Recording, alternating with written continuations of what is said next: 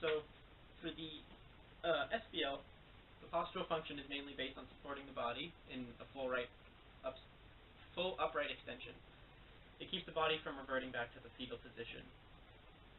The movement function is based mostly on extension and hyperextension. It's important in the growth for children and babies, as we all know, when you're in the womb, when you're born, you are in the fetal position, and it helps us change our nature from like being an inward faced to more outward extension. And the SFL, the postural function, is mainly that it helps to balance the SBL, and it provides support to help lift parts of the skeleton that extend forward of the gravity line, and through that it helps maintain postural extension of the knee. That's one of the more important parts.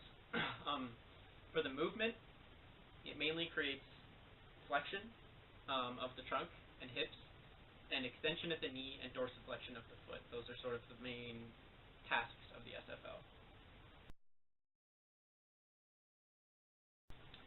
The lateral line, postural function would be that it is there mostly as a way to balance our front and back sides, and it functions bilaterally to balance side to side.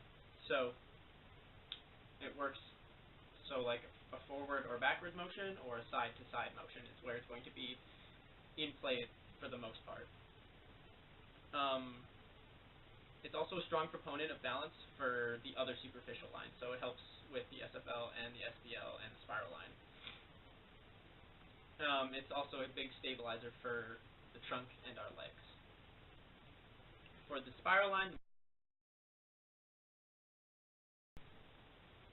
its function is that it's a lateral bend in the body, and it's an adjustable brake for lateral and rotational movements of the trunk.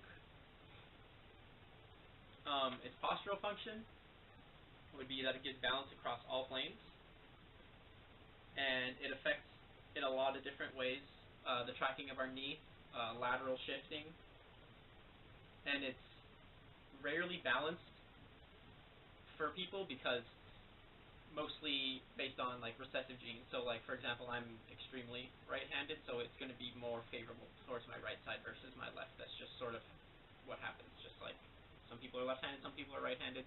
Some people are ambidextrous. I'm definitely not, but it helps with with figuring out your spiral line. And then for the back functional line and the front functional line, what's unique about them is that they're rarely used to keep a standing posture, whereas the other four help day to day, like in every activity. They're always in action and being used to keep you balanced and keep upright posture. Whereas the BFL and FFL function more so in athletic activity. They become engaged more so when you're doing something athletic, not when you're just standing or going about doing your regular sort of exercise every day.